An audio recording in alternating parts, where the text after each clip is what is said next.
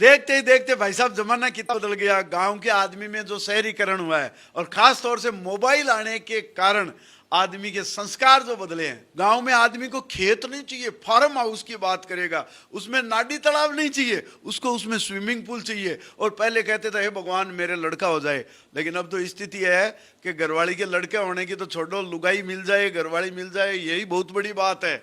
और गाय भैंस दूध के लिए जो रखते थे अब उसकी जरूरत ही कहां पड़ती है। आदमी को तो सुबह सुबह उठते ही दारू चाहिए, बियर चाहिए। और रही बात संस्कार की, तो पहले पांव छूते थे, राम रमी करते थे, नमस्कार करते थे। अब आप किसी के घर जाओ, आदमी मोबाइल से मुंह निकाल करके आपकी तरफ एक बार नजर भर के देख ले तो भाई साहब इससे बड़ा सम्मान हो ही नहीं सकता। मैं आपको बताना चाहता हूं, एक पुराना भजन मैंने रिनोवेट किया है। पुराने टाइम में लोग क्या वरदान मांगते थे। एक भजन है कि मारा राम रघुनाथ मारा बाबा हनुमान, अरे इतनो वर तो माने दीजे नित उठ जोड़ू हाथ। क्या मांगते थे कि आंतूणू तो खेत दीजे बीच में दीजे नाडी, अरे आंतूणू तो खेत दीजे बीच में दीजे नाडी, अरे घरवाली ने छोरो दीजे भैंस लावे पाडी, मारा राम रघुनाथ। और आजकल लोग क्या वरदान मांग रहे हैं भगवान से। भगवान वही है, भक्त वही है, केवल वरदान बदल गए।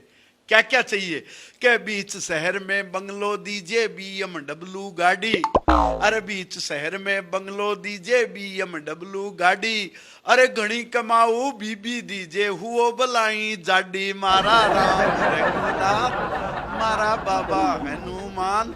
और क्या चाहिए कि माल्या जीतो लोन दीजिए बिड़ला जीतो माल, के माल्या जीतो लोन दीजिए बिड़ला जीतो माल, अरे शशि थरूर सो थो बड़ो दे लालू जितरा लाल, मारा राम रघुनाथ। और क्या क्या चाहिए। आज के मोबाइल पीढ़ी के बच्चों को दुनियादारी से कोई लेना देना नहीं है।